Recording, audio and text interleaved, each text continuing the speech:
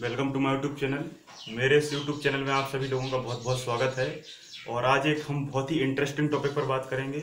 और ये जो टॉपिक है, ये टॉपिक प्रत्येक व्यक्ति के मन में कहीं ना कहीं कुछ ना कुछ डाउट लेकर रहता है कि आखिर ये क्या है ना। कश्मीर का मुद्दा, जम्मू और कश्मीर के मुद्दे पर आज हम बात करेंगे, है ना। और ये मुद्दा भारत में बहुत ही एक पेचीदा मुद्दा बना हुआ था, लेकिन अब तो ये खैर क्लियर हो चुका है।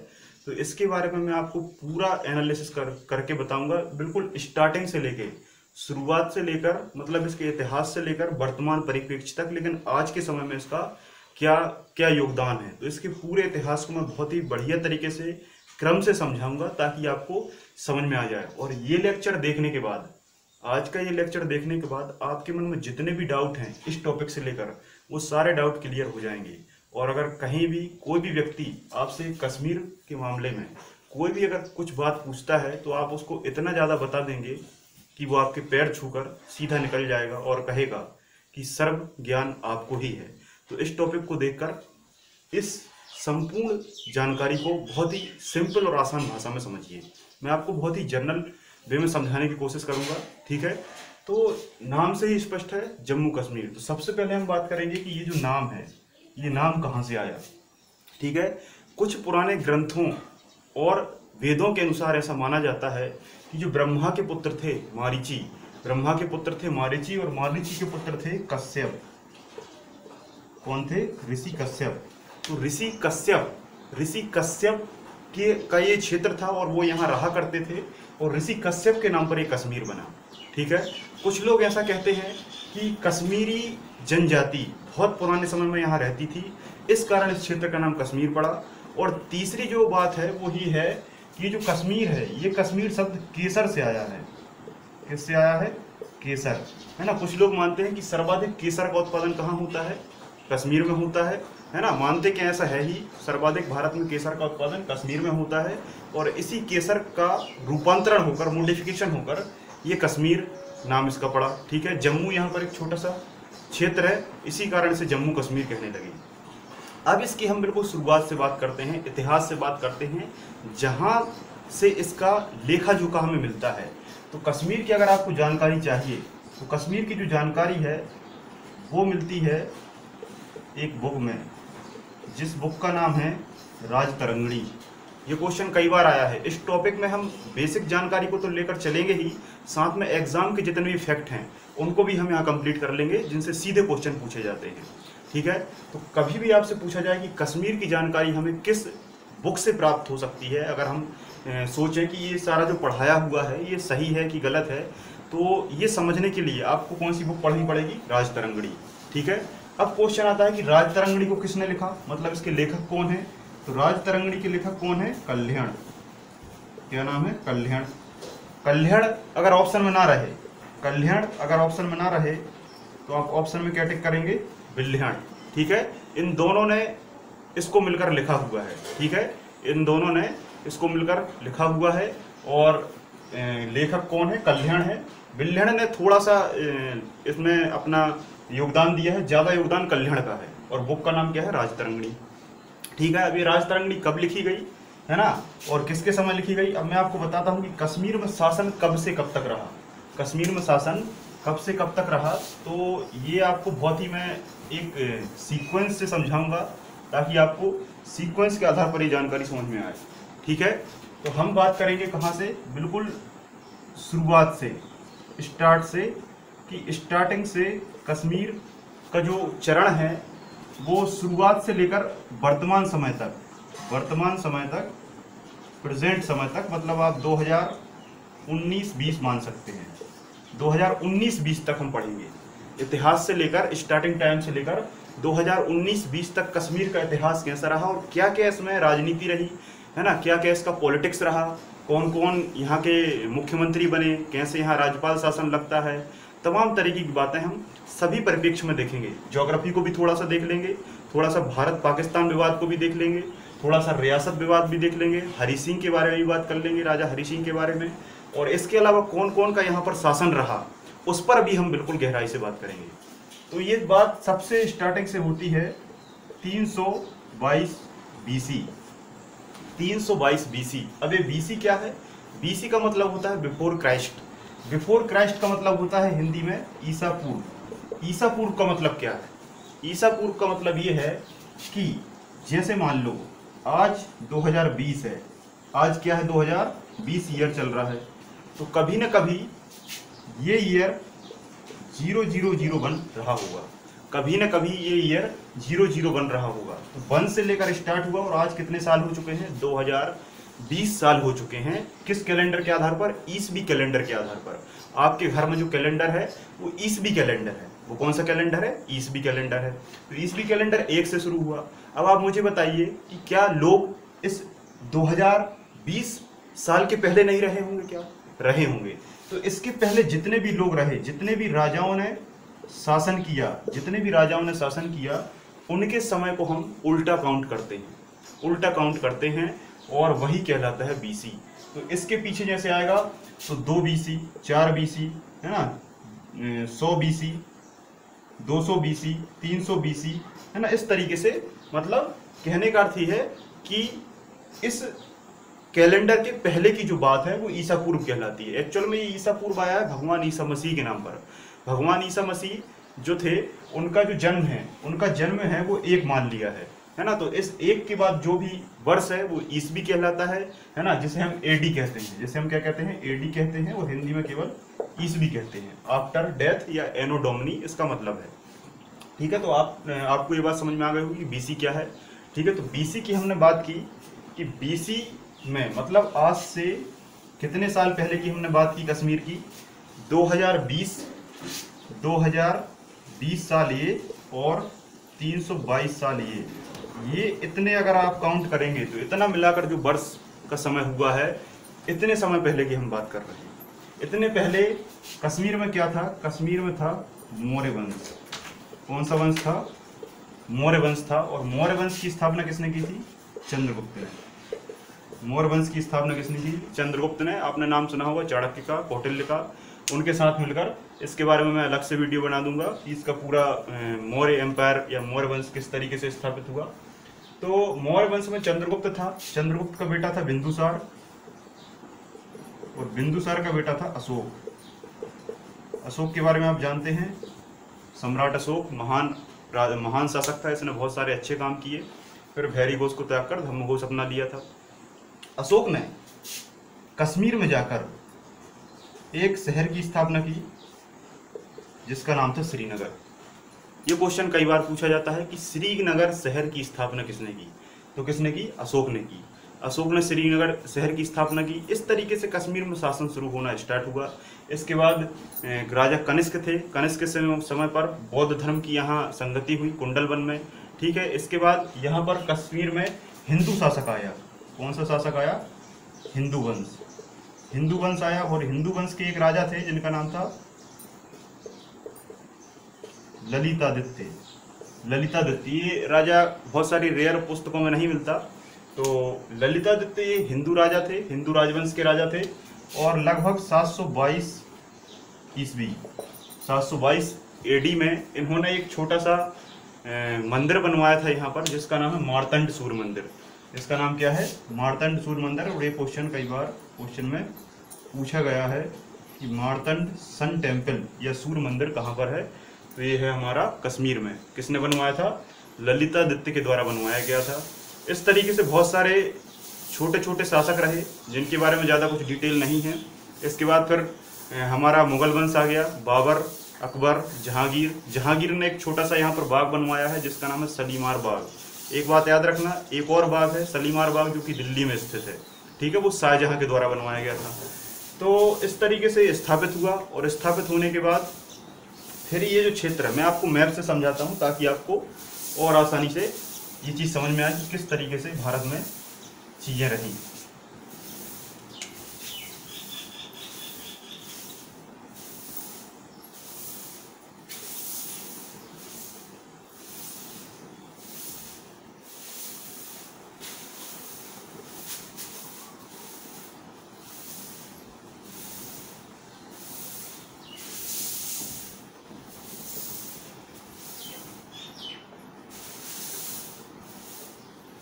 ये हमारा भारत है, और आज बात हम करेंगे कश्मीर की। ठीक है, कश्मीर में जो गुप्त जो मौर्य वंश था वो यहाँ पर मगध था, मगध महाजनपद, यहाँ से पूरे भारत को कंट्रोल करता था, क्योंकि संपूर्ण भारत का जो शासन था वो इसी के हाथ में था। लेकिन अब हम केवल कश्मीर की बात करेंगे, उस टॉपिक को हम अलग टॉपिक में समझेंगे।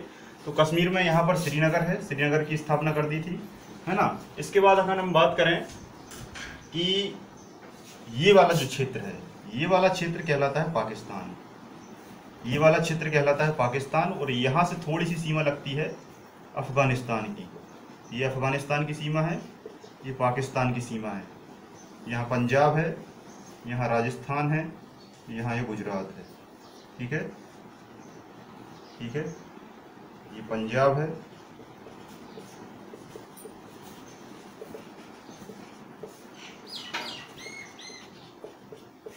ये गुजरात है। इस तरीके से यहाँ पर सीमा लगती है, और यही बाद में विवाद का कारण बना। अफगानियों ने, मुगल के बाद अफगानियों ने इस क्षेत्र पर आक्रमण किया। इस क्षेत्र पर आक्रमण किया लगभग 18वीं सदी में, है ना। 18वीं सदी में कौन आए? अफगान आए। और अफगान में एक बहुत ही खतरनाक राजा था जिसका नाम था अहमद शाह अब्दाली। अहमद शाह अब्दाली, अहमद शाह अब्दाली ने 1751 के लगभग इस कश्मीर पर आक्रमण किया। किसने? अहमद शाह अब्दाली ने। इसको हम अहमद शाह दुर्रानी भी कहते हैं, क्योंकि दुर्रानी वंश का ये बहुत ही खतरनाक शासक था। यहाँ पर इसने कब्जा कर लिया। कब्जा करने के बाद यहीं पंजाब में एक छोटे से राजा थे जिनका नाम था महाराजा रणजीत सिंह। महाराजा रणजीत सिंह, है ना। महाराजा रणजीत सिंह जो है वो सिखों को सपोर्ट करते थे, क्योंकि यहाँ पर सिख समुदाय बहुत बहुतायत में था, बहुत जनसंख्या में अधिक था। और इसके बाद भारत में इसी समय ब्रिटिश का भी आगमन हो चुका था, तो ब्रिटिश भी कहीं ना कहीं अपनी जो एम्पायर पावर है वो बढ़ा रहे थे। तो ब्रिटिशों ने क्या किया? सिखों से युद्ध किया, सिखों से युद्ध किया, और सिख इसमें क्या हुए? पराजय हुए। कब की बात है? मतलब इस क्षेत्र पर सिखों का क्षेत्र हुआ, सिखों ने इस पर कब्जा किया, और सिखों ने कब्जा करने के बाद 1819 में ब्रिटिश से युद्ध किया, है ना। जो युद्ध कहलाता है आंग्ल सिख युद्ध। आंग्ल सिख युद्ध में ब्रिटिश इस युद्ध को जीते और सिख इस युद्ध को हार गए।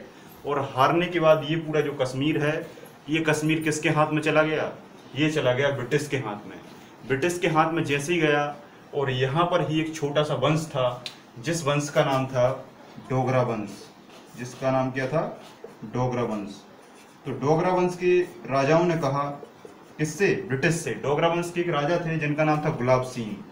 जिनका नाम था क्या था? गुलाब सिंह, है ना। जिनका नाम था गुलाब सिंह। तो गुलाब सिंह ने क्या अंग्रेजों से कहा कि आप यहाँ क्या करेंगे? आप दिल्ली और बंगाल और मुंबई, मतलब तटीय सीमा को कैप्चर कीजिए, ताकि आप भारत के माल को एक्सपोर्ट और इंपोर्ट कर सकें। क्योंकि एक्सपोर्ट और इंपोर्ट करने का उस समय केवल एक ही साधन था, जल मार्ग, है ना। जल मार्ग में खर्चा कम आता है और ट्रेड की सुविधा रहती है, इसलिए वो ज़्यादा करके तटीय सीमा को, समुद्री सीमा को कैप्चर करते थे। इसलिए कश्मीर को छोड़कर वो चले गए। कैसे चले गए? ब्रिटिश ने गुलाब सिंह से 75 लाख रुपए लिए। कितने रुपए लिए? 75 लाख। गुलाब सिंह ने कहा कि आप 75 लाख लीजिए और यहाँ से जाइए। तो 75 लाख ब्रिटिश ने लिए और गुलाब सिंह ने यहाँ पर अपना कब्जा कर लिया। मतलब कहने का अर्थ है, कश्मीर को गुलाब सिंह ने सबसे पहले ब्रिटिशों से 75 लाख रुपए में खरीदा। ठीक है। खरीदने के बाद यहाँ पर ये बढ़िया तरीके से शासन करने लगे। शासन करने के बाद इन्हीं के वंश में एक और राजा आया जिनका नाम था रणवीर सिंह। जिनका नाम क्या था? रणवीर सिंह। ऐसे बहुत सारे व्यक्ति आए, लेकिन मैं खास व्यक्तियों की बात करूंगा, खास व्यक्तियों की बात करूंगा। रणवीर सिंह इतने ही बढ़िया राजा थे क्योंकि इनका जो न्याय है, जो जस्टिस है, वो बहुत ही अच्छा था, है ना। अपने जस्टिस के लिए जाने जाते हैं, जस्टिस के लिए जाने जाते हैं। और इन्हीं के नाम पर अभी तक, मतलब 2019 के पहले कश्मीर में जो धारा चलती थी उस धारा का नाम था आरपीसी। क्या नाम था? आरपीसी। आरपीसी का मतलब यही होता है Ranbir penal code. Ranbir penal code के आधार पर किसी भी व्यक्ति को सजा दी जाती थी। जैसे भारत में क्या चलता है? आईपीसी। अब तो खैर एक हो चुका है, भारत और कश्मीर अब एक हो चुका है, लेकिन पहले क्या चलती थी? आरपीसी। आरपीसी का मतलब है रणवीर पेनल कोड और इंडियन पेनल कोड, है ना। तो रणवीर पेनल कोड कश्मीर में चलती थी क्योंकि ये राजा न्याय के लिए जाने जाते थे। और एक चीज़ और मैं बता दूं कि जब जो मुगल वंश था, जो मुगल वंश था, मुगल वंश के समय जो अकबर थे,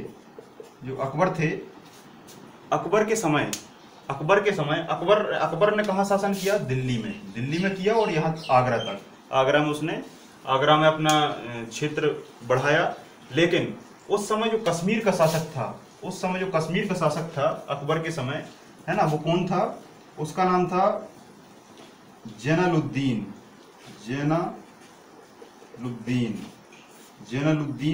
क्या था? कश्मीर का शासक था। कश्मीर का इतना बढ़िया शासक था, कहते हैं कि जो काम भारत में अकबर ने किए, जिस कारण अकबर को महान कहा गया, वही काम कश्मीर में जैनुलुब्दीन ने किए। इसलिए कश्मीर का अकबर, ये क्वेश्चन पूछा जाएगा, इसे नोट कर लीजिए कि कश्मीर का अकबर किसे कहा जाता है? जैनुलुब्दीन को कहा जाता है। जैनुलुब्दीन को कश्मीर का अकबर कहा जाता है। ठीक है, तो ये हम बात करेंगे डोगरा वंश की। डोगरा वंश में गुलाब सिंह पढ़ लिया, रणवीर सिंह पढ़ लिया, जिनके कारण आरपीसी आया। फिर इसके बाद एंट्री होती है हरि सिंह की, राजा हरि सिंह की एंट्री होती है। यहाँ से ये जो मुद्दा है, ये बहुत पेचीदा हो जाता है, बहुत ही ज़्यादा कॉन्फ्लिक्ट इसमें होने लगते हैं।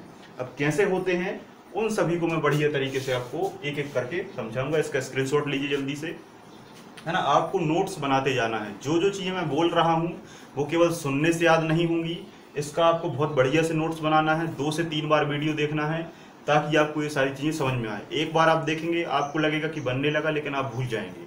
ठीक है, तो 2 से 3 बार देखें ताकि ये सारी चीज़ें आपको याद हो जाएं और एग्जाम में आप बढ़िया तरीके से लिख सकें। तो नोट्स बनाते जाना है, नोट्स आपको बहुत बढ़िया तरीके से बनाना है। जितने अच्छे आपके नोट्स रहेंगे उतना अच्छा आप एग्जाम में कर पाएंगे, है ना। इसके पीछे एक बहुत बड़ा रीजन है, तो उस वैज्ञानिक रीजन को मैं आपको समझाऊंगा। ठीक है, तो बात आती है हरि सिंह के समय कश्मीर, हरि सिंह के समय जम्मू और कश्मीर। अब हरि सिंह के समय जम्मू और कश्मीर में क्या हुआ कि भारत आज़ाद हो गया 1947 में। 15 अगस्त 1947 को भारत आज़ाद हुआ। किससे हुआ? अंग्रेजों से जैसे ही हुआ तो अंग्रेजों के सामने भारत ने बहुत सारी बातें कही, है ना। खासकर मोहम्मद अली जिन्ना ने मुस्लिम लीग बनाई। वैसे तो मुस्लिम लीग का संस्थापक आगा खान को कहा जाता है, सलीमुल्लाह खान और आगा खान को कहा जाता है, लेकिन बाद में मुस्लिम लीग को जो है लीडरशिप किसने की? मोहम्मद अली जिन्ना ने। तो मोहम्मद अली जिन्ना ने कहा कि हम भारत में नहीं रह सकते, हमें अगर भारत में रखा तो ये जो हिंदू लोग हैं हमारे ऊपर अत्याचार करेंगे, इसलिए हमें एक अलग देश चाहिए जिसका नाम क्या है? पाकिस्तान है। और पाकिस्तान नाम किसने दिया था? चौधरी रहमत अली ने। कब दिया था? 1940 में। 1940 में चौधरी रहमत अली के द्वारा 2 शब्दों के योग से, पाक का मतलब होता है पवित्र, जो कि बिल्कुल नहीं है, और स्थान का मतलब क्या है? जगह। तो पाकिस्तान, है ना। तो पाकिस्तान से इस तरीके से पाकिस्तान बना। अब पाकिस्तान कैसे बना इसके बारे में मैं आपको बहुत अच्छे से नेक्स्ट वीडियो में समझाऊंगा। यहाँ पर केवल हम रियासतों की बात करेंगे कि कैसे रियासतों का मुद्दा फंसा। ब्रिटिश ने अपने 1947 स्वतंत्रता एक्ट पर यह लिख दिया कि जब तक भारत 2 देशों में अलग बंटता नहीं है तब तक भारत आज़ाद नहीं होगा। भारत को आज़ाद होने के लिए 2 देशों में बंटना ही होगा, ये पहली शर्त है। मरता क्या ना करता, भारत ने कहा ठीक है, कैसे भी करके आज़ाद हों, ये शर्त हम मान लेते हैं, क्या दिक्कत है। तो शर्त मान ली गई। इस तरीके से भारत पाकिस्तान बटा। इसके बीच में बहुत सारी कारण है, मैं आपको बताऊंगा नेक्स्ट वीडियो में कभी भी। तो एक दूसरी शर्त क्या थी कि जितनी भी रियासतें हैं भारत में, रियासत का मतलब होता है राजा का क्षेत्र। 565 रियासतें थी भारत में। जैसे भारत में आज 28 राज्य हैं, वैसे ही भारत में पहले 565 रियासत और 16 महाजनपद हुआ करते थे। तो 565 जो रियासतें हैं, इन रियासतों को अंग्रेजों ने कहा कि जिस रियासत को पाकिस्तान में शामिल होना है वो पाकिस्तान में शामिल हो सकता है, जिसको भारत में शामिल होना है वो भारत में शामिल हो सकता है, और जिसको स्वतंत्र रहना है, जिसको किसी में नहीं मिलना, अपना एक अलग देश बनाना है, वो अलग देश भी बना सकता है।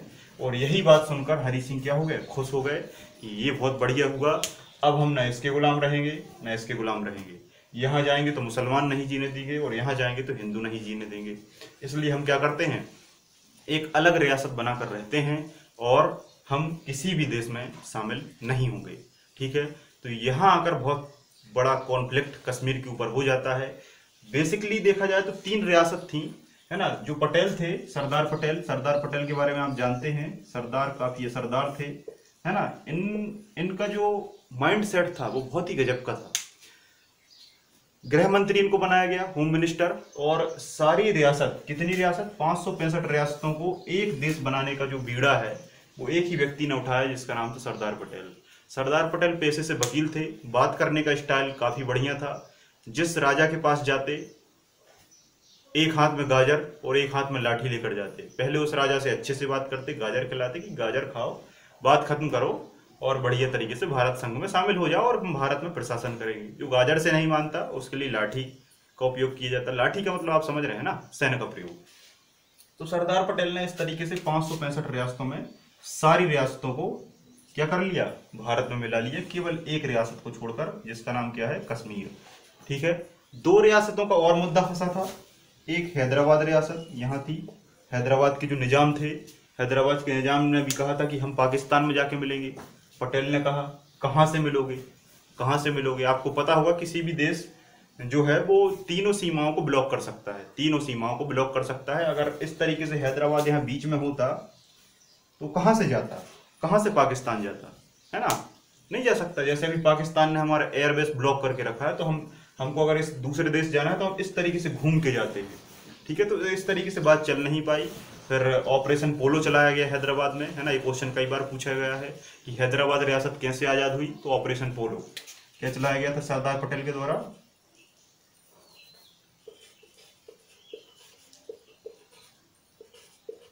ऑपरेशन पोलो चलाया गया था और हैदराबाद को आज़ाद कर लिया था। कुल 5 दिन लगे थे और 6वें दिन हैदराबाद रियासत भारत में शामिल हो गई।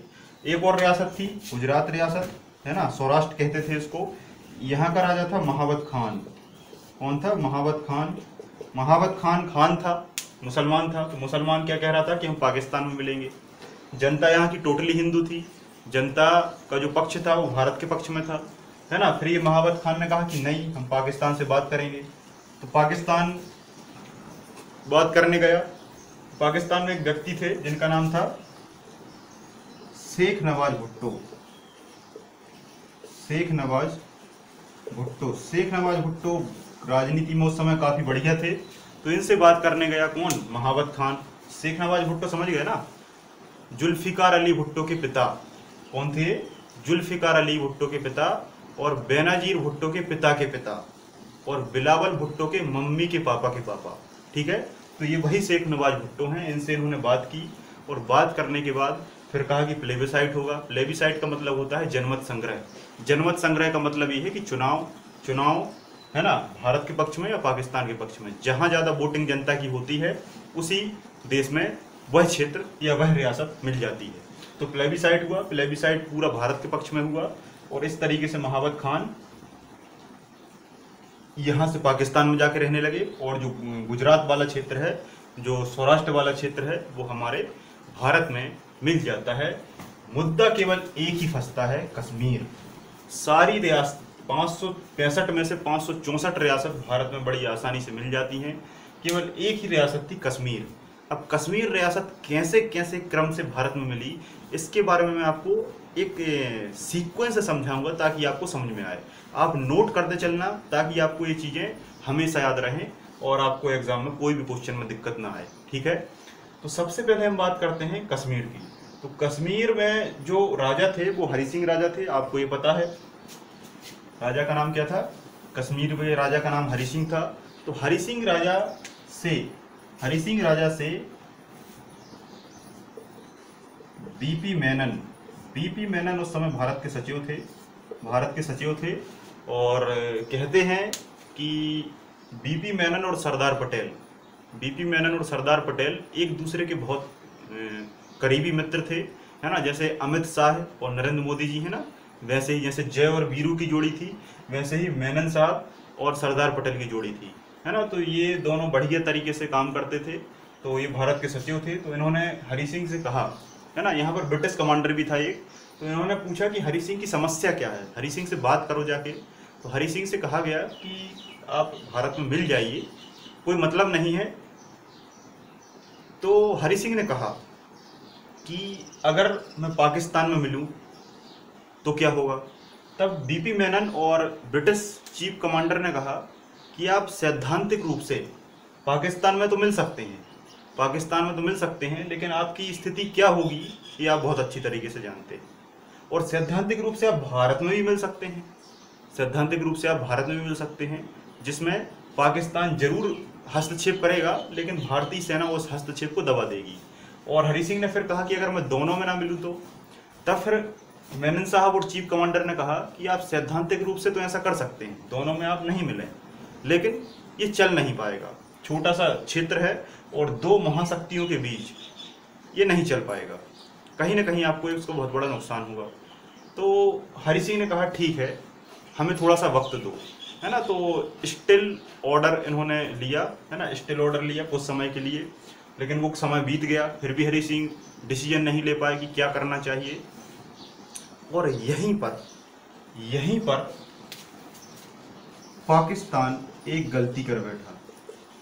यहीं पर हर बार की तरह यहाँ पर पाकिस्तान फिर एक गलती कर बैठा, है ना। जब भारत आज़ाद हो गया, पाकिस्तान आज़ाद हो गया, तो पाकिस्तान जब आज़ाद हुआ तो पाकिस्तान का जो गवर्नर है वो किसे बनाया गया, मोहम्मद अली जिन्ना को बनाया गया। और मोहम्मद अली जिन्ना ने बहुत बढ़िया तरीके से दिमाग लगाया और कहा कि बीपी मेनन साहब भी पहुंच चुके हैं कश्मीर, तो कहीं ना कहीं ऐसा ना हो कि हरि सिंह जो रियासत है वो किसे दे दे, भारत को दे दे और भारत में विलय हो जाए। तभी इन्होंने मास्टर प्लान बनाया पाकिस्तान की सेना ने, और कुछ पश्तून को बुलाया।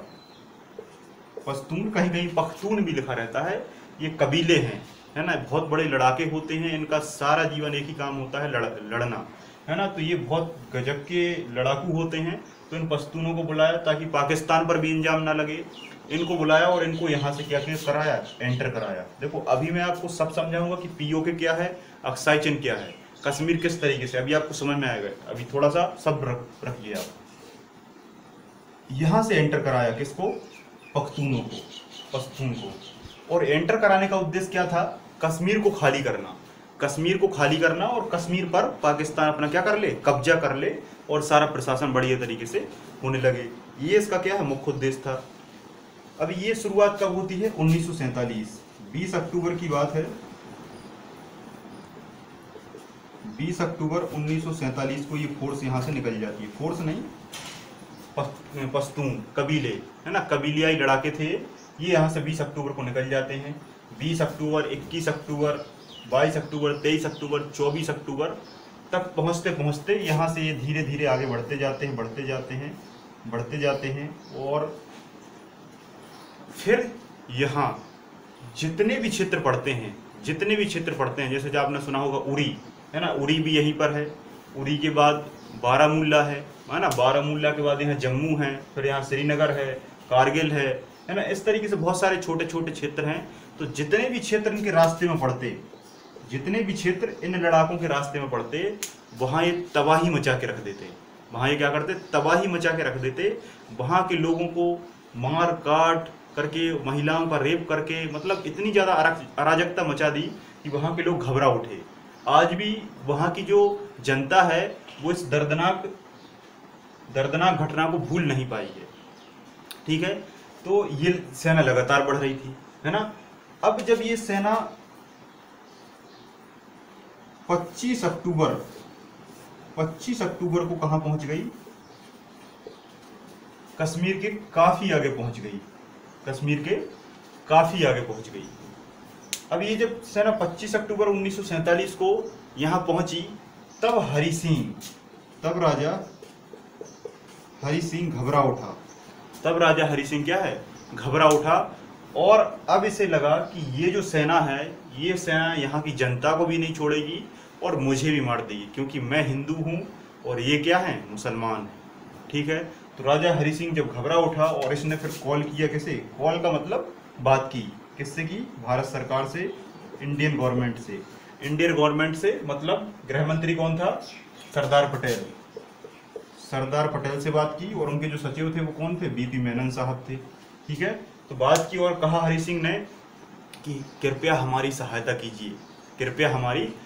कीजिए। तब सरदार पटेल ने कहा कि हम आपकी सहायता क्यों करें, हम आपकी सहायता क्यों करें? हमने आपको कितना समझाया कि आप भारत में मिल जाइए, आप भारत में मिल जाइए, आपको आपका बाल भी भाका नहीं हो सकता। इंडियन आर्मी जो है वो पाकिस्तान की जो सेना है उसको खदेड़ देगी, लेकिन आप भारत में नहीं मिले। और अब चूंकि कश्मीर हमारा हिस्सा नहीं है तो हम आपकी सहायता कैसे करें? तब हरी सिंह ने कहा कि आप क्या चाहते हैं? तब सरदार पटेल ने कहा कि आप विलय पत्र पर साइन करें, विलय पत्र पर एग्रीमेंट पर साइन कर दीजिए, आपके यहाँ सेना हम पहुंचा देंगे और कश्मीर को हम सुरक्षित बचा लेंगे। हरी सिंह ने कहा ठीक है।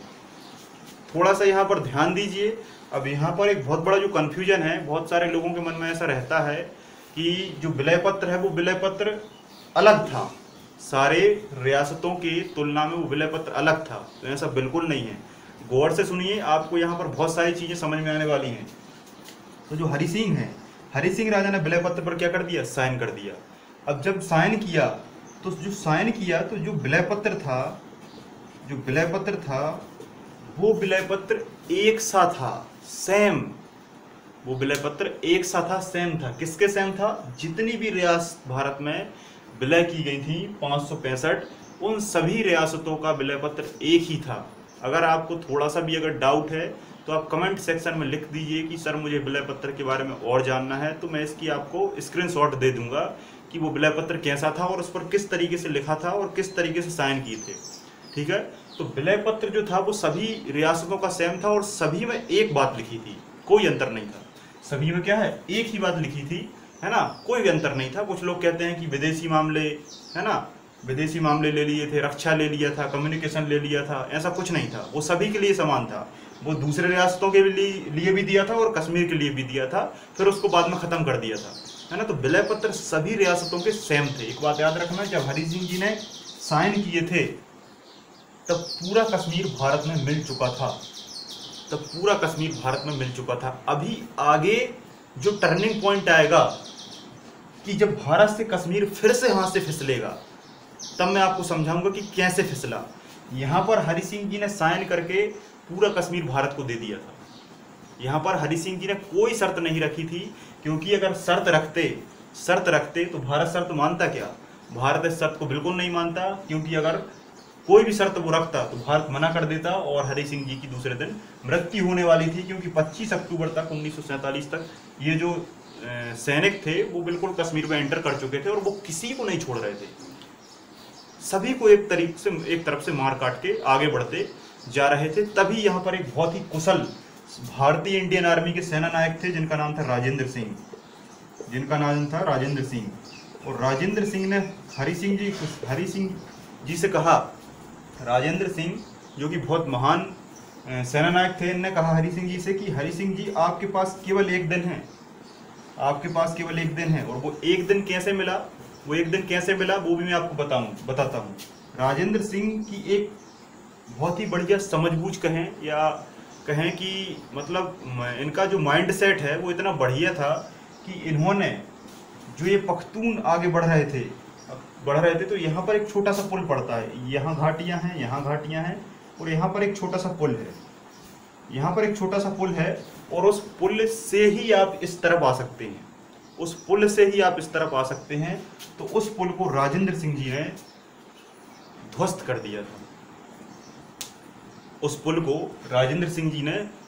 दिया था। ठीक है, जैसे ही ध्वस्त किया तो एक दिन और क्या मिल गया? एक्स्ट्रा मिल गया। किससे मिल गया? हरी सिंह जी को। जो काम 25 अक्टूबर को होने वाला था वो कब हुआ? 26 अक्टूबर 1947 को। यहाँ तक बात समझ में आई? अगर ये पुल ना उड़ाते तो ये एक दिन अधिक ना मिलता और एक अधिक दिन ना मिलता, सरदार पटेल और हरी सिंह जी की बात ना हो पाती, और बात ना हो पाती तो विलय पत्र साइन ना हो पाता, और विलय पत्र साइन ना होता तो आज कश्मीर हमारा ना होता। तो आप देख रहे हैं इस चीज़ की गहराई कि कितनी बढ़िया तरीके की समझबूझ थी कि वो एक दिन और एक्स्ट्रा मिल गया। इसी एक दिन की बदौलत है कि आज हमारा पूर्ण रूप से कश्मीर है। इसकी वजह से राजेंद्र सिंह जी ने यहाँ का पुल उड़ा दिया और ये पख्तून आगे नहीं बढ़ पाए, सेना आगे नहीं बढ़ पाई, और वो एक दिन जो एक्स्ट्रा मिला उस एक दिन में सारा कारनामा हो गया। हरी सिंह जी की बात हुई बीपी मेनन साहब और सरदार पटेल से, विलय पत्र साइन हुआ। जैसे ही विलय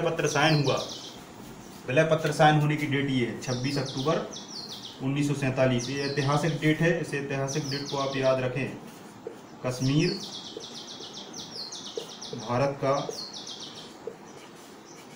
अभिन्न हिस्सा बना।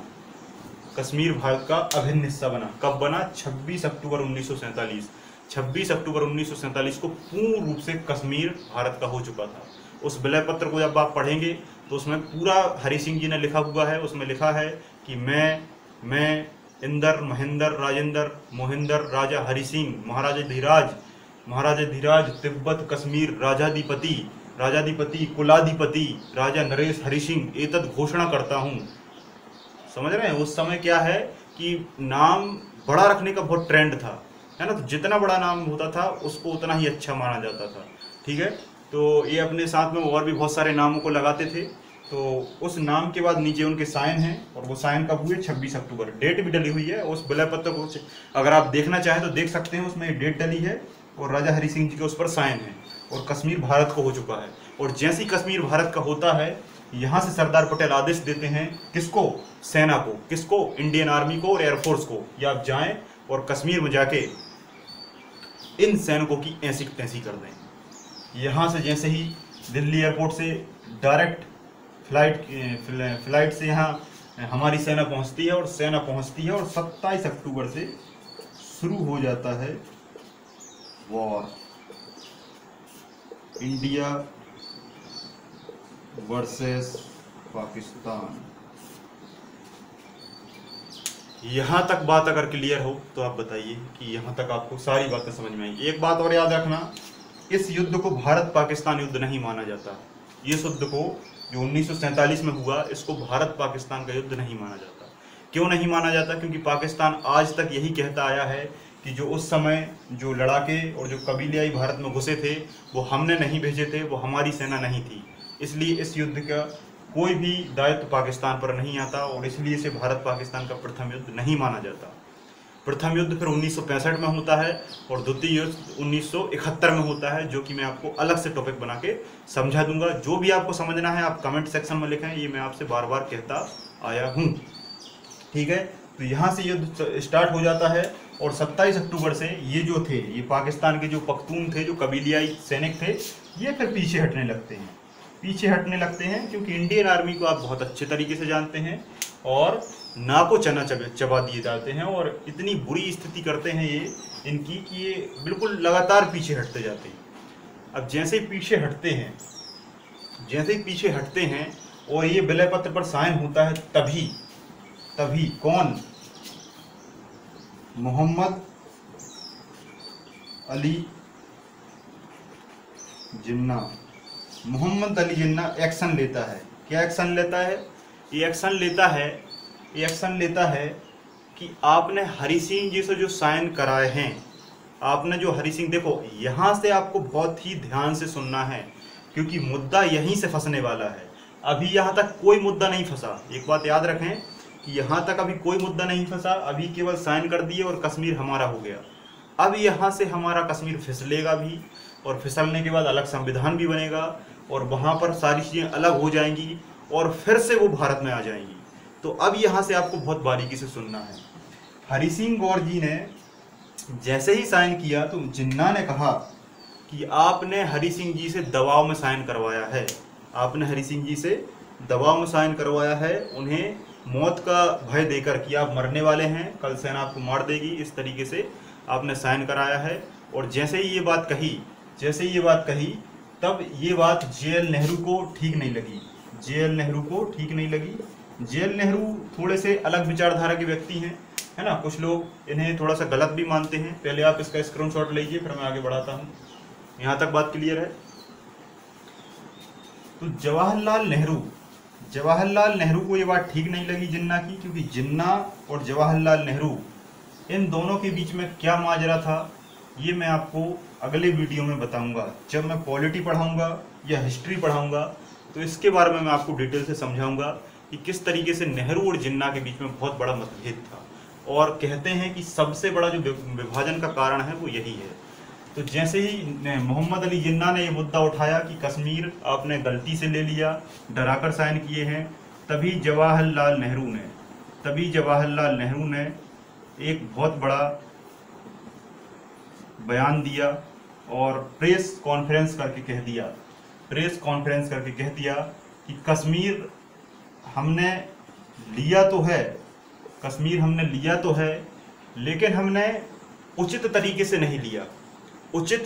नहीं लिया, इसे हमने अनुचित तरीके से लिया, क्योंकि उस समय भय का माहौल था और भय के माहौल में जबरदस्ती साइन करा दिए, इसलिए कश्मीर हमारा पूर्ण रूप से नहीं है। तो हम यहाँ क्या कराएंगे, जनमत संग्रह कराएंगे।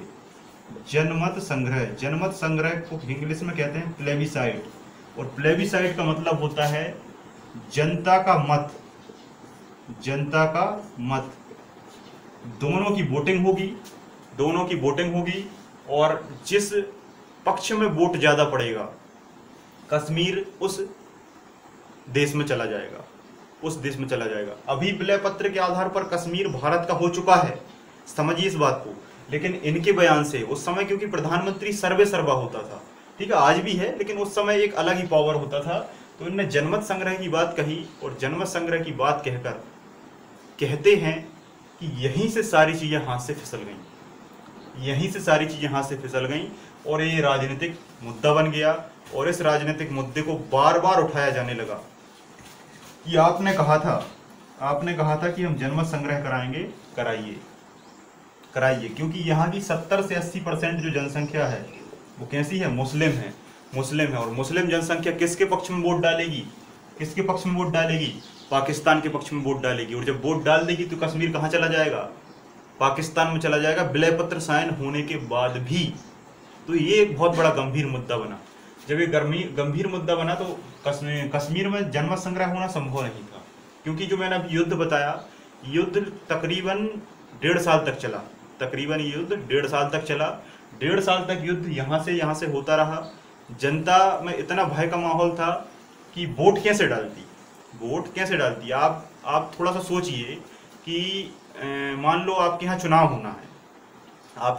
होना है, और चुनाव अगर होना है और आपके शहर में एक बहुत बड़ा दंगा हो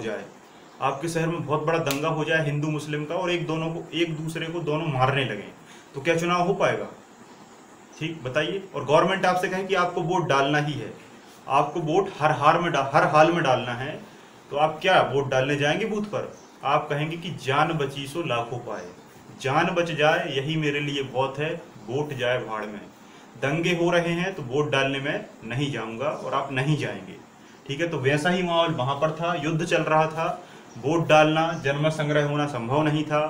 तभी यहाँ का एक पढ़ा लिखा व्यक्ति, कहाँ का, कश्मीर का, क्या नाम था, नाम बताइए।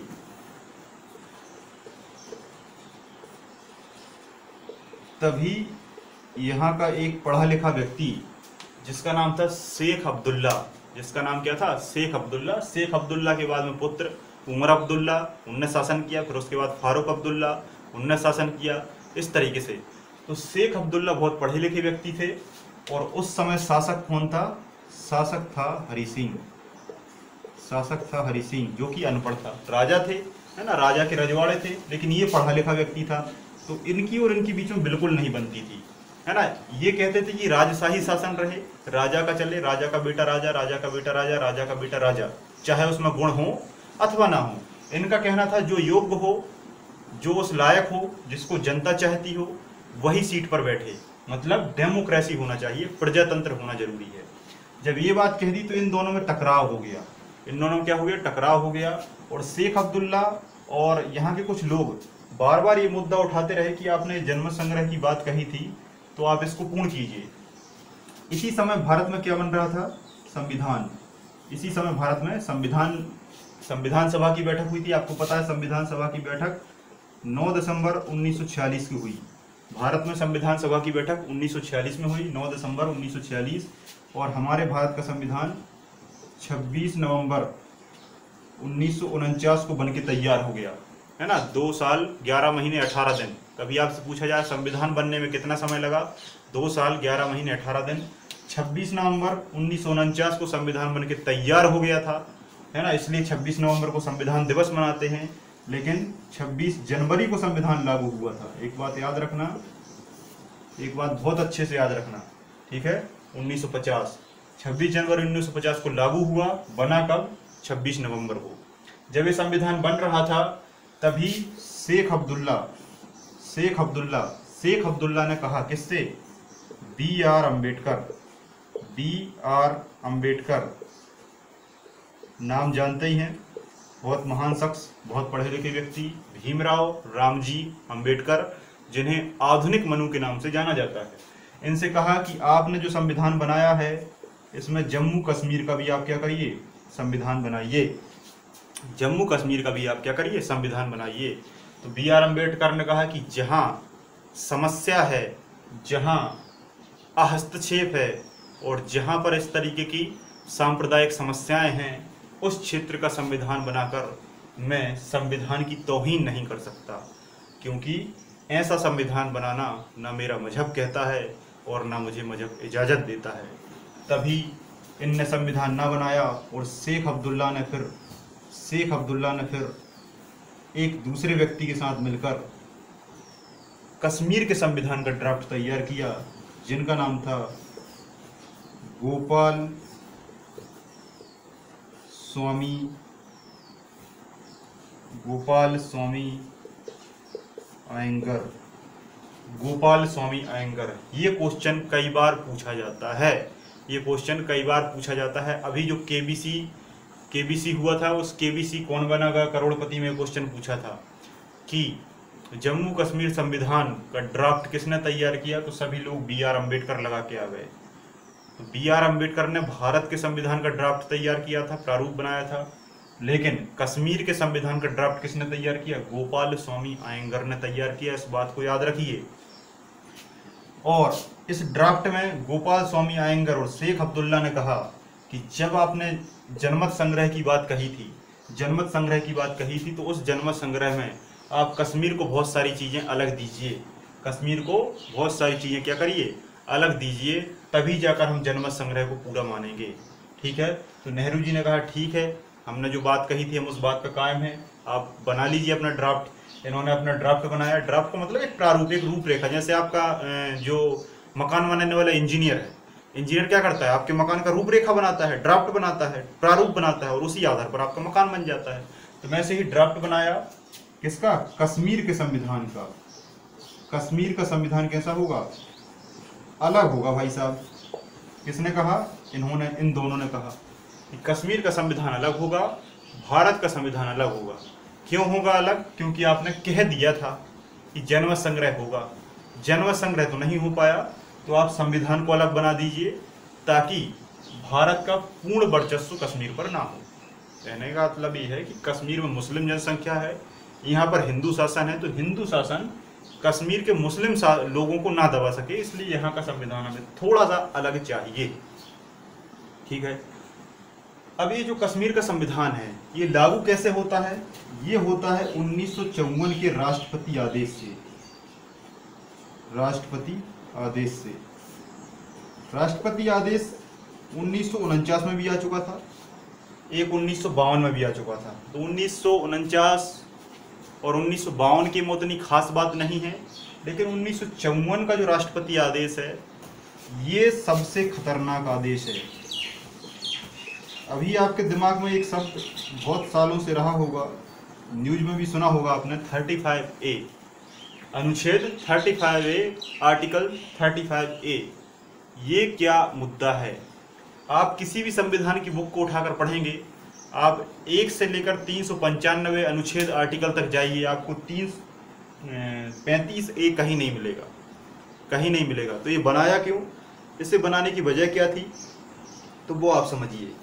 देखिए, 35 ये जो आर्टिकल है, ये अलग आर्टिकल है, और 370 जो आर्टिकल है 370, ये एक अलग आर्टिकल है। दोनों में कश्मीर की बात है, लेकिन दोनों में बहुत अंतर है। कश्मीर पर कैसे प्रशासन हो और कैसे यहाँ के नियम कानून बने, वो कैसे बनेगा? 370 के आधार पर बनेगा। कहने का अर्थ ये है कि प्रोसेस 370 में है।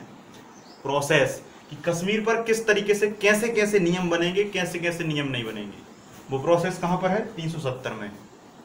समझ में नहीं आ रहा तो आसान भाषा में समझिए। जैसे मान लो आपके शहर में कुछ होना है, शहर में कुछ होना है, चुनाव होना है, या कुछ योजना लानी है, कुछ योजना का विकास होना है, या अतिक्रमण होना है, तो क्या आम व्यक्ति अतिक्रमण कर देगा? आम व्यक्ति कोई भी योजना ला देगा? या गांव या उस शहर का जो बड़ा व्यक्ति है, जो बड़े बड़े लोग हैं, वो कर देंगे क्या?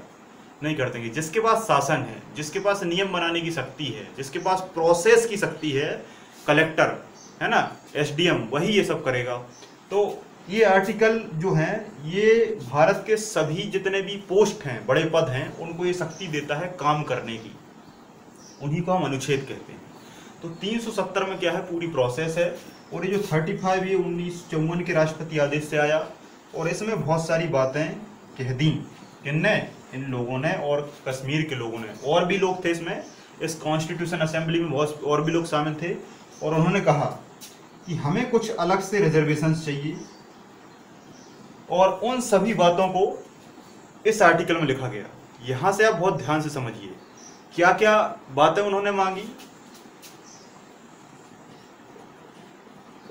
कश्मीर का हमें झंडा अलग चाहिए। इनने कहा ले लो भाई। कश्मीर में सीएम नहीं होगा, कश्मीर में सीएम नहीं होगा। इनने कहा क्यों? कहा नहीं होगा, हम हमारे देश के स्वयं प्रमुख होंगे। तो कहा क्या होगा? इन्होंने कहा सीएम नहीं होगा, पीएम होगा, प्रधानमंत्री होगा, प्रधानमंत्री होगा। नेहरू जी ने कहा ठीक है, प्रधानमंत्री होगा। फिर कहा कि हम प्रधानमंत्री को प्रधानमंत्री नहीं कहेंगे। तो उन्होंने कहा क्या कहोगे? इन्होंने कहा हम वजीर ए आजम कहेंगे, वजीर ये आजम कहेंगे, वजीर ए आजम कहेंगे। ठीक है भाई, कह लो। राज्यपाल भी नहीं होगा, राज्यपाल होगा, देखिए राज्यपाल को हम राज्यपाल नहीं कहेंगे। फिर क्या कहोगे? राज्यपाल को हम सदर ये रियासत कहेंगे, सदर ये रियासत कहेंगे। इन्होंने कहा ठीक है, सदर ये रियासत कह लो। भारत का झंडा नहीं मानेंगे, ठीक है। आईपीसी भारत की लागू नहीं होगी, आईपीसी धारा भारत की लागू नहीं होगी, तो क्या होगा? आरपीसी होगी। देखो जितनी भी चीजें हैं नहीं होंगी, इसका मतलब ये नहीं है कि कश्मीर में वो नहीं है, इसका मतलब ये है कि कश्मीर की वो स्वयं है। भारत का पूरा संविधान 395 अनुच्छेद में है। तो ये अनुच्छेद जब कश्मीर में लागू नहीं होते थे तो उसका स्वयं का संविधान था, उसका स्वयं का संविधान था, उसके स्वयं के आर्टिकल थे। 198 आर्टिकल हैं, जैसे हमारे में 395 है, उसके 158 आर्टिकल थे, है ना। तो अलग अलग आर्टिकल थे। तो और कहा कि भाई आपातकाल लागू नहीं होगा, है ना, राज्यपाल राष्ट्रपति शासन लागू नहीं होगा। तो जैसे राष्ट्रपति शासन नहीं लगता था तो वहां पर राज्यपाल शासन लगता था, है ना, सदर ए रियासत शासन लगता था। चुनाव आयोग नहीं लगेगा, चुनाव आयोग नहीं लगेगा तो उसका स्वयं का चुनाव आयोग था, ठीक है। तो इस तरीके की बहुत सारी चीजें। हाँ, कोई भी व्यक्ति भारत का यहाँ पर जमीन नहीं खरीद सकता। सबसे इंपॉर्टेंट चीज देखो, ये पहले था, अब तो खैर खत्म हो चुका है। ये चीज पहले थी, तो पहले की चीजें मैं आपको बता रहा हूँ। भारत का कोई भी व्यक्ति यहाँ का जमीन नहीं खरीद सकता। भारत का कोई भी व्यक्ति कश्मीर में जाकर बस नहीं सकता, रेसिडेंट नहीं हो सकता। रोक तो सकता है लेकिन बस नहीं सकता। आप जाइए, घूम फिर कर आ जाइए, ठीक है। आप बस नहीं सकते, आप जमीन नहीं खरीद सकते।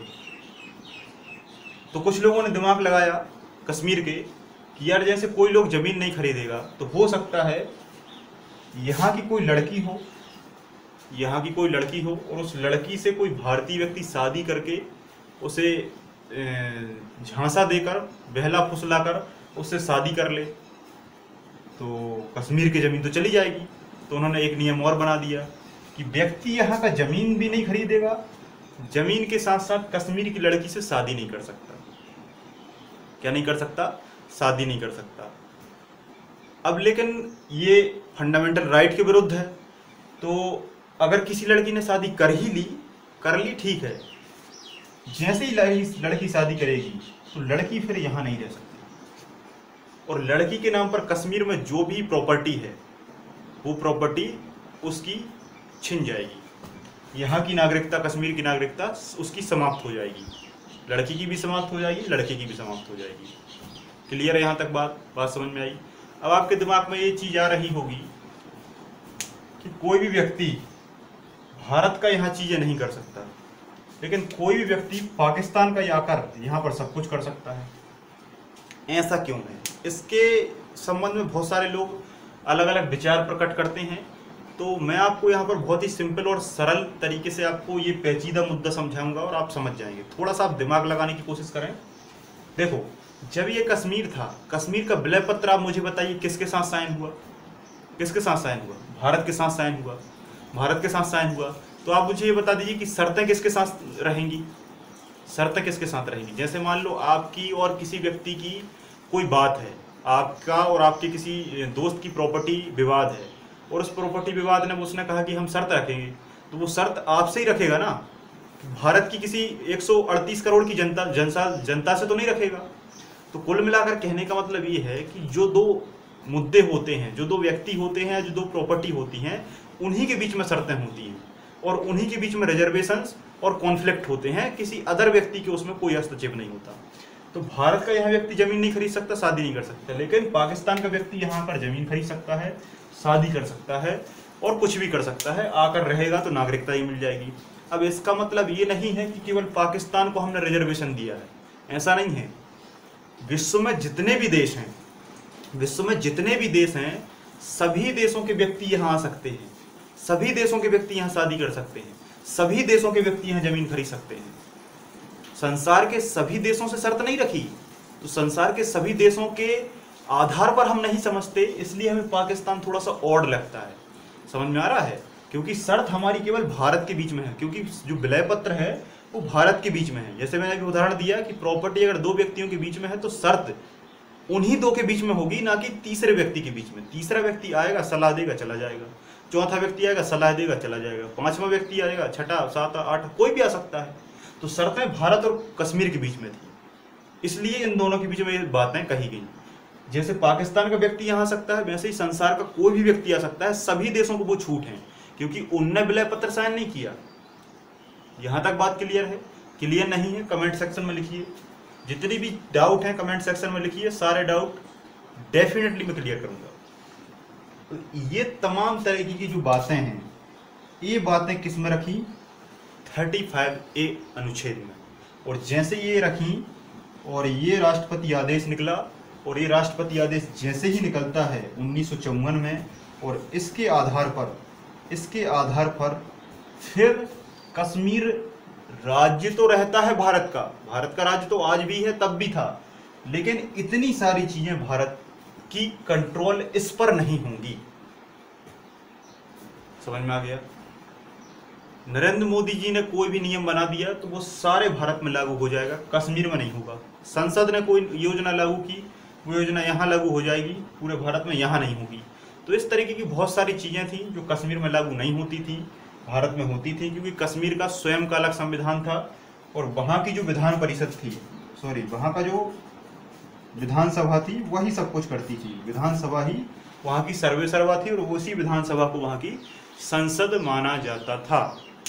तो आई होप यहाँ तक बात आपको क्लियर हो गई होगी कि 35A क्या है। जितनी भी अलग बातें थी उनको 35A में रखा था। अब आपके दिमाग में आ रहा होगा कि 370 आर्टिकल क्या है। 370 आर्टिकल क्या है? तो 370 आर्टिकल को मैं आपको समझाता हूँ। 370 आर्टिकल में शर्तें नहीं हैं, इसमें केवल प्रोसेस है। इसमें केवल क्या है? प्रोसेस है। सबसे पहले इसे टेम्पररी तैयार किया गया। अगर आपसे क्वेश्चन पूछा जाए कि 370 को किस आधार पर या किस टेम्पररी आर्टिकल के आधार पर तैयार किया है, तो 306A था, ये टेम्पररी था, है ना। पहले कोई भी चीज़ हम ट्राई करके देखते हैं, फिर उसका परमानेंट लाते हैं, फिर उसका परमानेंट मोडिफाइड जो कंप्लीट आर्टिकल था वो 370 था। 370 आर्टिकल में कुछ नहीं है, इसमें केवल प्रोसेस है। इसमें क्या है? केवल प्रोसेस है कि किस तरीके से हम कश्मीर में हम क्या क्या कर सकते हैं, क्या क्या हम कर सकते हैं। जितनी भी शर्तें हैं वो 35A में थी, याद रखना इस चीज़ को।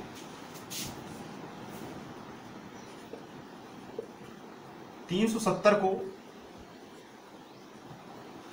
3 भागों में बांटा है।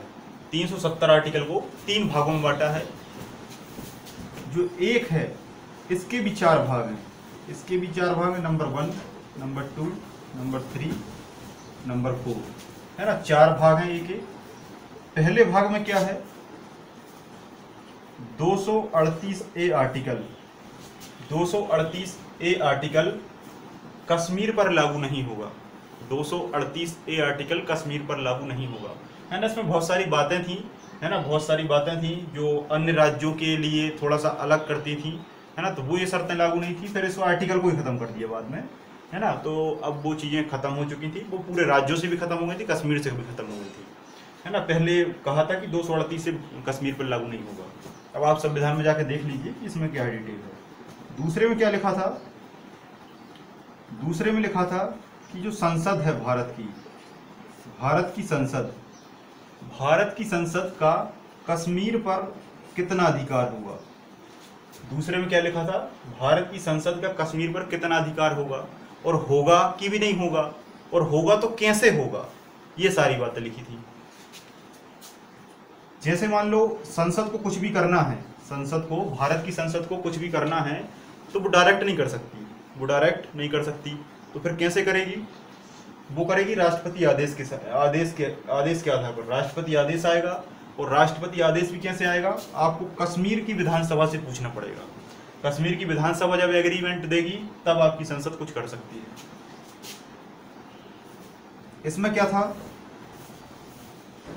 370 ए के फोर्थ में, फोर्थ मतलब ये वाला, फोर्थ में क्या था, अनुच्छेद, कि भाई कश्मीर पर भारत के संविधान के कितने आर्टिकल लागू होंगे, कितने आर्टिकल लागू होंगे। तो केवल 2 ही आर्टिकल लागू होते हैं, कभी आपसे पूछ लिया जाए। नंबर 1, अब तो खैर सब होने लगे, और 370, नंबर 1, नंबर 370, 2 आर्टिकल थे। आर्टिकल 1, क्योंकि आर्टिकल 1 में आपको पता है भारत राज्यों का संघ है, तो भारत राज्यों का संघ है, तो राज्य कश्मीर भी था, है ना, तो इसलिए आर्टिकल 1 में आता है। मतलब राज्य है या केंद्र शासित प्रदेश हो, कुछ भी हो, वो आर्टिकल 1 में आता है। और 370 तो मैं आपको पढ़ा ही रहा हूँ। और चौथे में क्या था, ये से हम डी कहते हैं, है ना, ये चौथा मान लो आप, इसमें था राष्ट्रपति आदेश। अभी जो मैंने आपको बताया था कि राष्ट्रपति आदेश 1954 में लाया गया था, और इस आधार के आधार पर 35 ए आया था, जिसमें बहुत सारी शर्तें थीं। ठीक है, वो कैसे आया था, वो इस प्रोसेस से आया था। अब आपको समझ में आया कि 370 आर्टिकल के ए का चौथा, इसमें लिखा है राष्ट्रपति आदेश। इस राष्ट्रपति आदेश को 1954 में लागू किया गया, और जब 1954 में लागू किया गया तो लागू करने के बाद 35 ए बना, और इस 35 ए में बहुत सारी शर्तें लिखी, और वो शर्तें क्या थी जो मैंने आपको बता दी। ठीक है, इस तरीके से राष्ट्रपति आदेश आया है। और हम बी की बात करें, बस इतना ही है इसमें। बी की बात करें तो इसमें है संविधान सभा।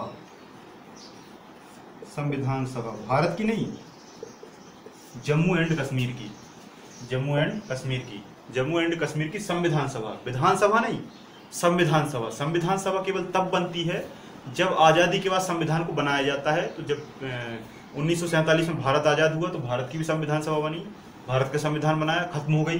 कश्मीर की संविधान सभा ने कश्मीर का संविधान बनाया, खत्म हो गई, है ना। तो इसका ज़्यादा कोई रोल नहीं है। और जो सी है, इसमें है हटाने का प्रोसेस। इसमें क्या है, हटाने का प्रोसेस, कि जम्मू कश्मीर में जितने भी नियम कानून हैं, उन नियम कानून में अगर आपको किसी भी तरीके से हटाना है, तो कैसे हटाना है वो इसमें लिखा हुआ है। ठीक है, नियम कैसे हटेगा, वैसे ही हटेगा कि भाई जो संसद है वो संसद कुछ नहीं कर सकती, करेगा कौन, प्रेसिडेंटल रूल, राष्ट्रपति आदेश करेगा। राष्ट्रपति आदेश किसकी सहायता से करेगा, कॉन्स्टिट्यूशन असेंबली की सहायता से करेगा। कॉन्स्टिट्यूशन असेंबली किसकी रहेगी, जम्मू कश्मीर की। कॉन्स्टिट्यूशन असेंबली किसकी रहेगी, संविधान सभा किसकी रहेगी, जम्मू कश्मीर की रहेगी। अब जम्मू कश्मीर में संविधान सभा है ही नहीं, तो जम्मू कश्मीर की संविधान सभा का काम कौन करेगा, वहाँ की विधानसभा या लेजिस्लेचर, वहाँ की विधानसभा काम करेगी, है ना। तो विधानसभा अगर कह देगी, यहाँ की विधानसभा अगर कह देगी कि हाँ भाई तुम ये नियम बना लो, विधानसभा मतलब विधानसभा और सीएम वहाँ का, ठीक है, तो अगर वो कह दे तो नियम बना लो, फिर राष्ट्रपति आदेश आ जाएगा और संसद उसे लागू कर देगी। तो ये सारी प्रोसेस है 370 की। तो आई होप 370 आर्टिकल आपको बहुत अच्छे से समझ में आ गया होगा।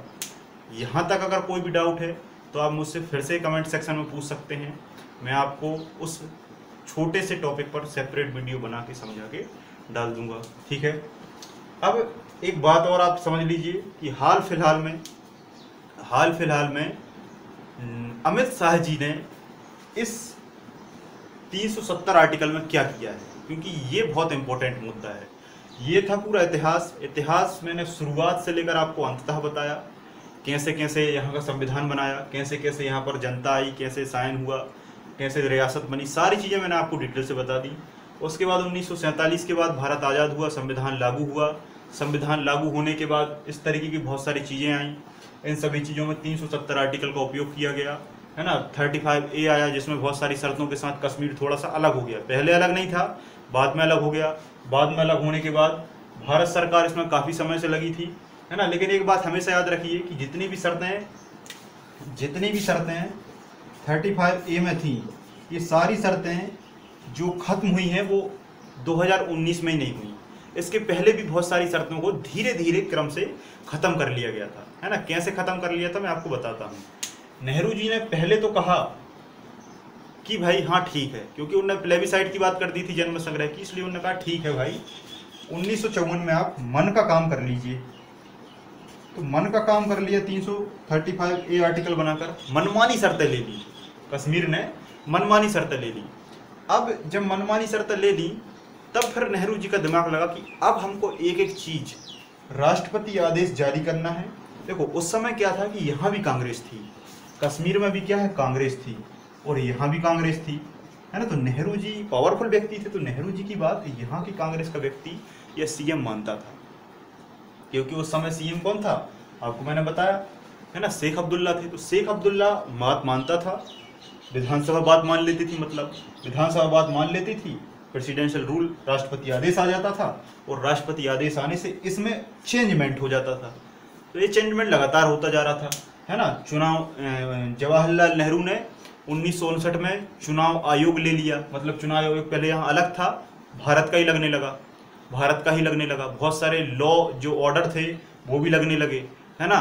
फिर इसके बाद लाल बहादुर शास्त्री जी आए, और लाल बहादुर शास्त्री बहुत खतरनाक तो नहीं कहना चाहिए, बहुत ही स्ट्रिक्ट पीएम थे, बहुत ही अच्छे पीएम थे, है ना। इन्हें मैं बहुत अच्छा पीएम मानता हूँ। इन्हें मेरे दृष्टिकोण से भारत में लाल बहादुर शास्त्री और अटल बिहारी वाजपेयी दो प्रधानमंत्री बहुत ही प्योर प्रधानमंत्री रहे हैं।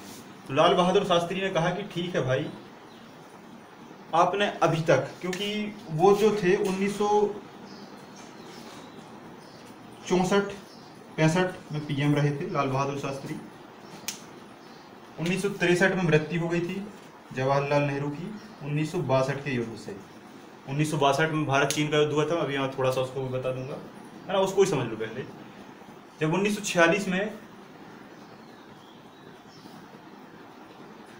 1962-64 में लाल बहादुर शास्त्री जी ने 64-65 में लाल बहादुर शास्त्री जी ने कहा कि भाई आपने अपने यहाँ प्रधानमंत्री रखा है, मतलब सीएम को ही प्रधानमंत्री कहते थे वो, वजीर आजम। तो इन्होंने कहा ठीक नहीं लगता कि एक देश में दो प्रधानमंत्री हों, अब आपको इसको ख़त्म करना होगा, नहीं करोगे तो फिर हम अपने तरीके से कराएंगे। भाई ठीक है, राष्ट्रपति आदेश निकला, पीएम खत्म हो गया और वहाँ का भी सीएम होने, जैसे सभी राज्यों का सीएम है वहाँ का भी सीएम बना दिया कि भाई हाँ भाई अब यहाँ का भी सीएम हो, बस इसको भी हम मुख्यमंत्री कहेंगे। लाल बहादुर शास्त्री ने कहा कि अब ये सदर रियासत नहीं चलेगा, अब यहाँ भी जो राज्यपाल है उसका नाम भी राज्यपाल होगा, है ना। तो राज्यपाल नाम कर दिया, इस तरीके से नाम भी बदल गए, है ना, नाम बदलने के बाद और क्या था, और इसके बाद फिर इंदिरा गांधी जी आई। इंदिरा गांधी जी को गूंगी गुड़िया कहा जाता था कि ये गुड़िया क्या करेगी, कुछ नहीं जानती, है ना। तो इंदिरा गांधी जी ने कहा अच्छा मैं कुछ नहीं जानती। इंदिरा जी ने युद्ध कराकर पाकिस्तान के दो भागों में डिवाइड कर दिया और बांग्लादेश एक नया देश बना दिया।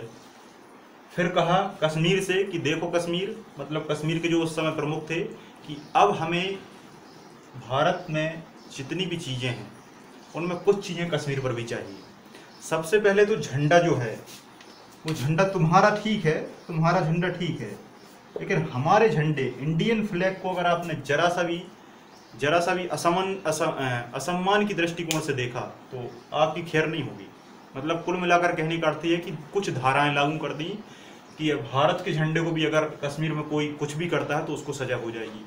तो इस तरीके से धीरे धीरे लगातार 2019 तक कुछ ना कुछ बढ़ता रहा, कुछ ना कुछ बढ़ता रहा, है ना। और फाइनली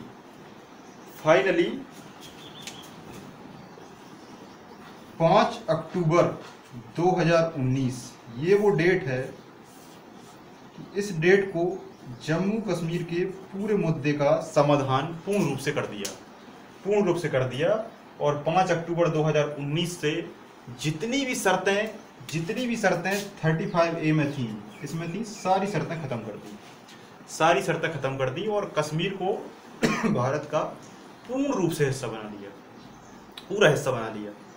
ठीक है, ये शर्तें भी खत्म हो गई। तो 35A अब कुछ नहीं है, और ये जो 370 है, इस 370 के पूरे प्रोसेस को खत्म करके केवल एक ही कर दिया। अब ये सब कुछ नहीं है, क्योंकि जब कश्मीर ही नहीं है, पहले जैसा कश्मीर ही अलग कश्मीर नहीं है, तो ये सबको भी संविधान सभा कश्मीर की ये सब प्रोसेस हटाकर केवल 370 ये कर दिया है और कुछ नहीं कर दिया। मतलब सारी चीज़ों को कश्मीर की एक करके भारत में ही समाहित कर दिया। अब कैसे किया, इस पर थोड़ा सा समझिए, क्योंकि बहुत सारे व्यक्तियों के दिमाग में ये है कि इस डेट को जब इस डेट को ये हो गया तो ये पहले क्यों नहीं हुआ। अब देखो, पहले इसलिए नहीं हुआ क्योंकि राष्ट्रपति आदेश से ही सब कुछ हो सकता है। और राष्ट्रपति आदेश कब आएगा, जब वहाँ की विधानसभा हाँ कहेगी, और वहाँ की विधानसभा हाँ कभी कहती नहीं थी, क्योंकि विधानसभा में अधिकांश तौर पर मुस्लिम होते थे जो कि भारत का सपोर्ट नहीं करते थे। जब भारत का सपोर्ट नहीं करते थे तो कोई भी नियम नहीं बन पाता था। आपको पता होगा कि यहाँ की जो लास्ट मुख्यमंत्री थी उनका नाम था महबूबा मुफ्ती। और महबूबा मुफ्ती की जो सरकार है, ये सरकार बनी थी बीजेपी के सपोर्ट से। महबूबा मुफ्ती से देखो, ये एक दिन की बात नहीं है, ये बहुत ही लंबे समय से बढ़िया तरीके से दिमाग लगाकर इसको अंजाम दिया गया है। कैसे अंजाम दिया है वो उसको आप समझिए। बीजेपी ने जानबूझकर इस पार्टी को सपोर्ट किया, है ना, पार्टी को सपोर्ट किया, और सपोर्ट करने के बाद एक समय ऐसा आया कि बीजेपी ने अपना बहुमत वापस ले लिया। जैसे बीजेपी ने अपना बहुमत वापस लिया, महबूबा मुफ्ती की पार्टी गिर गई। तो यहाँ के संविधान के अनुसार यहाँ पर क्या लग गया, राज्यपाल शासन लग गया। राज्यपाल शासन जैसे ही लगा, और आपको पता होगा एक बात कि राज्यपाल शासन केवल 6 माह तक ही रह सकता है। 6 माह के बाद यहाँ पर क्या लग जाता है, राष्ट्रपति शासन लग जाता है। और जैसे ही राष्ट्रपति शासन लगता है, और राष्ट्रपति किसका है, भारत का है, और भारत का है, तो सारी शक्ति कहाँ आ जाती है, राष्ट्रपति आदेश में आ जाती है। और जैसे ही राष्ट्रपति आदेश जारी होता है और ये सारी चीज़ें फिर से सही हो जाती है। नहीं आया समझ में, फिर से समझिए। देखिए, बिना विधानसभा के हम कुछ नहीं कर सकते। राष्ट्रपति अगर आदेश आएगा तो विधानसभा की परमिशन लेनी पड़ेगी। सीधी सी बात ये है, विधानसभा की हमें परमिशन लेनी पड़ेगी, संविधान सभा की परमिशन लेनी पड़ेगी। अब संविधान सभा तो वहाँ है ही नहीं, तो सारी शक्ति किसके हाथ में है, विधानसभा के हाथ में है। अब वहाँ विधानसभा भंग है, तो हम किससे परमिशन लें, वहाँ के राज्यपाल से परमिशन लें। अब राज्यपाल शासन ही वहाँ नहीं बचा, तो किससे परमिशन लेंगे हम, राष्ट्रपति से परमिशन लेंगे, है ना। एक दूसरे को जो पावर है, जो चार्ज है, वो ट्रांसफर होता जा रहा है। राज्यपाल भी वहाँ नहीं बचा, राष्ट्रपति शासन लग गया, और राष्ट्रपति किसका है, अपना घर का है, बीजेपी का है ना। तो यहाँ से सारी शक्ति राष्ट्रपति के हाथ में आई, और राष्ट्रपति आदेश निकला, और निकलने के बाद सारी चीज़ों को समाप्त करके जम्मू कश्मीर को भारत में पूर्ण रूप से मिला लिया। ठीक है, एक शर्त इसमें रख दी कि भाई जम्मू कश्मीर जो है वो अब स्टेट नहीं रहेगा, वो राज्य नहीं रहेगा। 2 रेजोल्यूशन के आधार पर 239 आर्टिकल 239A 2 आर्टिकल के आधार पर इसे क्या बना दिया, यूटी बना दिया, है ना। यूटी का मतलब होता है यूनियन टेरिटरी, यूनियन टेरिटरी का मतलब होता है केंद्र शासित प्रदेश, है ना। जम्मू कश्मीर को 239A आर्टिकल के आधार पर यूटी बना दिया केंद्र शासित, और 239 के आधार पर लद्दाख को बना दिया। तो अब केवल 2 केंद्र शासित प्रदेश हैं। अब वो कैसे हैं वो मैं आपको इसमें थोड़ा सा समझा देता हूँ, ठीक है, ताकि आपको ये क्लियर हो जाए। अब एक बात याद रखें कि ये जो कश्मीर है, ये जो कश्मीर आपको यहाँ पर मैप में दिख रहा है, ऐसा मैप कश्मीर का बिल्कुल भी नहीं है। तो आपके दिमाग में आएगा कि फिर कैसा है, मैंने आपको बताया था कि जब 26 अक्टूबर 1947 को यहाँ से जब पाकिस्तान ने आक्रमण किया था, तो पाकिस्तान की सेना यहाँ तक आ चुकी थी, यहाँ तक आ चुकी थी। कहाँ तक आ चुकी थी? यहाँ तक आ चुकी थी। और जब यहाँ तक आ चुकी थी, तभी नेहरू जी ने प्रेस कॉन्फ्रेंस करके एक बात कही थी कि भाई हम प्लेबिसाइट कराएंगे, जनमत संग्रह कराएंगे। और जनमत संग्रह के साथ एक बात और उन्होंने कही थी कि मैं ये जो युद्ध है, इस युद्ध की समाप्ति के लिए मैं UN में जाऊंगा, यूनाइटेड नेशन में जाकर वहाँ वार्ता करूंगा और उसके आधार पर इस युद्ध को समाप्त कर दूंगा, है ना। क्योंकि जो जवाहरलाल नेहरू थे वो एक वैश्विक विचारधारा के व्यक्ति थे, तो वैश्विक विचारधारा रखते थे, विश्व में इनका काफ़ी वर्चस्व था। इनको लगता था कि UN हमारा साथ पूर्ण रूप से देगा, इसलिए वो UN गए। यूनाइटेड नेशन में जाने के बाद चैप्टर 6 के तहत इन्होंने याचिका दायर की, है ना। याद रखना चैप्टर 6 और चैप्टर 7 में थोड़ा सा अंतर है। चैप्टर 7 में क्या है कि अगर 7 में अगर आपने UN में कोई याचिका रखी है तो ये UN जो डिसीजन देगा वो आपको मानना पड़ेगा। और 6 में क्या है, 6 में जो भी डिसीजन UN देगा वो आपके ऊपर डिपेंड करता है कि आपको मानना है कि नहीं मानना। तो चैप्टर 6 के तहत ये बात हुई। बात होने के बाद UN का डिसीजन आया। UN ने बहुत सारी बातें कही, गोल मटोल बातें कह दी, और फिर आखिर में एक बात कही कि जहां पर अभी सेना खड़ी है उसी को बॉर्डर घोषित कर दिया जाए।